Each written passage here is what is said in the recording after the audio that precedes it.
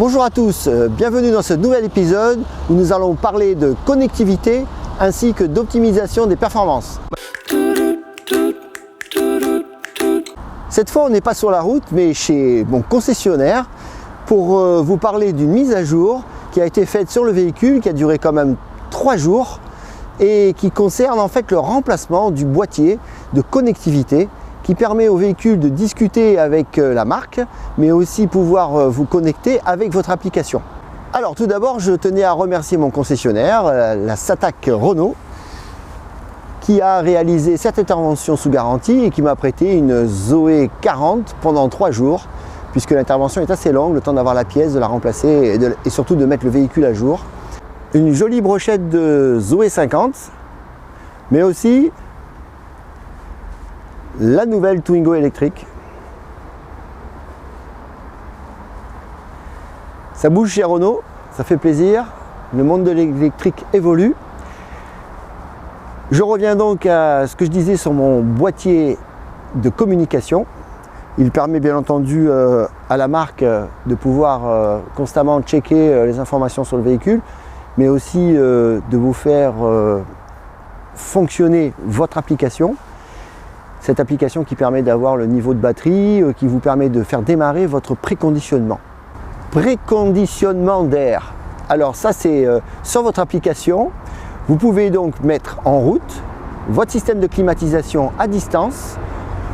Donc le matin vous partez de chez vous, il fait froid, vous avez envie de retrouver une voiture chaude avant de démarrer, eh bien ça sera le cas. Attention par contre, la climatisation sera réglée sur les informations, en tout cas sur le réglage que vous aurez fait au préalable après votre dernière utilisation. Donc si vous avez laissé la clim, eh bien, vous aurez de l'air froid. Si vous avez mis votre chauffage à fond en quittant votre voiture le soir d'avant, eh bien, vous aurez votre chauffage à fond le matin.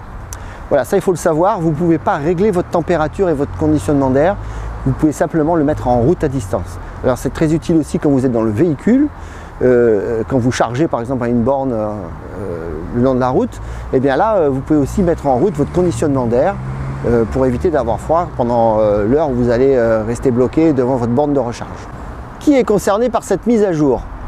Eh bien il faut vous présenter chez votre concessionnaire qui va vérifier avec votre numéro de série si votre véhicule nécessite le remplacement de ce boîtier. Donc je vous invite à le faire de façon à ce que votre application puisse fonctionner dans les meilleures conditions. Maintenant on va parler des améliorations que j'ai fait subir à la Zoénissime. Alors la première, toute petite mais pas des moindres, eh bien on le remarque à ce petit bouchon vert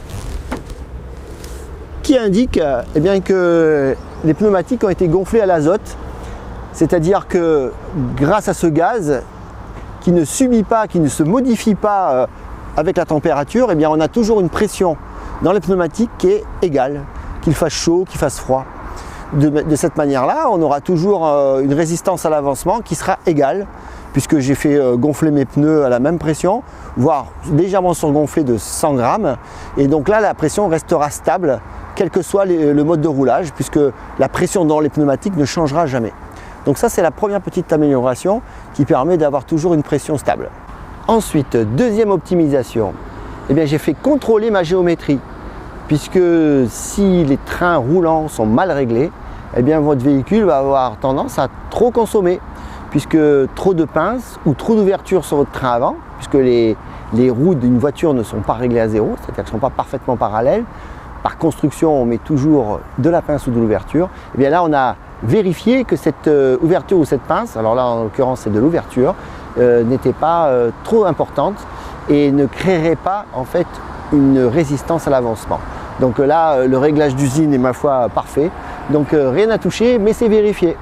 Je reviens enfin sur une intervention que j'ai réalisée il y a quelques jours qui concerne en fait le remplacement de l'huile de mon réducteur, de ma transmission, puisque entre le moteur électrique et les roues, il y a quelques pignons qu'il faut lubrifier.